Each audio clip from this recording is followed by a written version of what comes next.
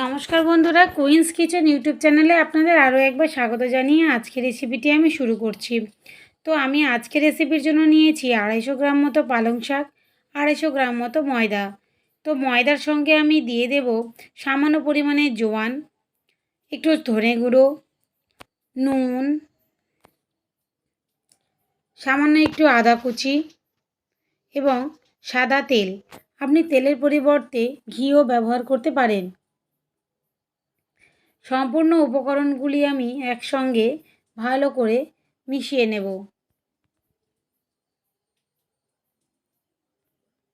সম্পূর্ণ উপকরণগুলি আমার মাখানো হয়ে গিয়েছে। এবারে হালকা উষ্ণ গরম জল দিয়ে এই ডোটা বানিয়ে নেব একটু সফট করে। তো দেখুন, আমার সম্পূর্ণ উপকরণ নিয়ে আমার ডোটা তৈরি হয়ে গিয়েছে।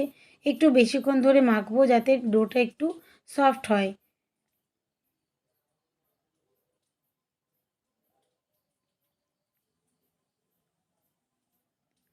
মাখানো হয়ে গিয়েছে। এবারে আমি এটাকে 10 থেকে 15 মিনিটের জন্য ঢেকে দেব।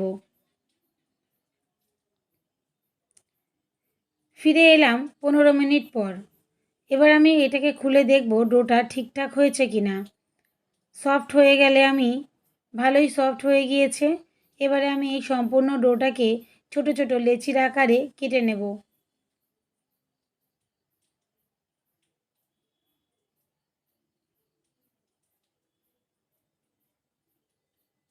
সম্পূর্ণ লেচিগুলো আমার কাটা হয়ে গিয়েছে।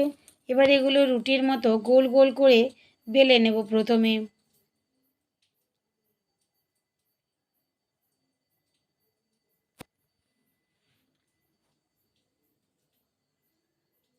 বেলা হয়ে গিয়েছে। এর উপরে আমি ঘি বা সাদা তেল, যেটা আপনারা পছন্দ করেন, আমি এখানে সাদা তেল দিয়ে ব্রাশ করে নিয়েছি। 4 সাইড দিয়ে আমি মুড়ে দেব। দিয়ে এভাবে চৌকো আকারে পরোটাটাকে বেলে নেব। আপনি এখানে তিন কোণাও করতে পারেন, আমি এখানে চৌকো করেছি। এভাবে আমি সম্পূর্ণ লেচিগুলোকে এক এক করে পরোটার আকারে বেলে নেব। ওদিকে আমি তাওয়াটা বসিয়ে দিয়েছি গরম করার জন্য। তো তাওয়া আমার গরম হয়ে গিয়েছে। এখন আমি সম্পূর্ণ পরোটাগুলোকে এক এক করে হালকা আঁচে ভেজে নেব। পরোটাটাকে দিয়ে হালকা করে 2 পিঠ ভেজে নেব। তারপর আমি উপরে সাদা তেলটা ব্রাশ করে নেব। প্রথমেই ব্রাশ করে নিলে তেলটা যদি আমি দিয়ে দিই তাহলে পরোটাটা ঠিক হবে না। তো সেই কারণে পরোটা হালকা সেঁকে নেব, তারপর আমি ব্রাশ করে নেব।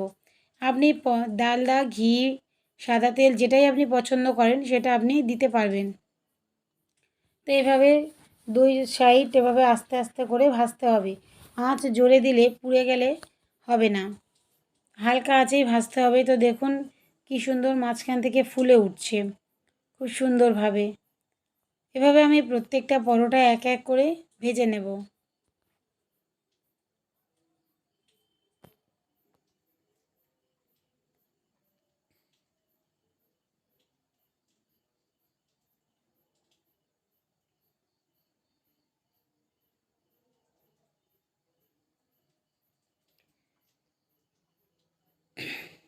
তো আমার সম্পূর্ণ পরোটাগুলি ভাজা হয়ে গিয়েছে।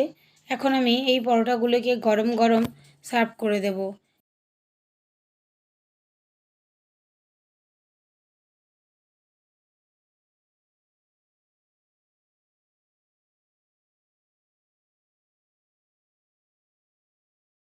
এটা আপনি ঘুগনি, আলুর দম, কাবলি ছোলা, রাজমা, তড়কা যে কোনো কিছুর সঙ্গে পরিবেশন করতে পারবেন। তো আমি এখানে কাবলি ছোলা দিয়ে পরিবেশন করেছি।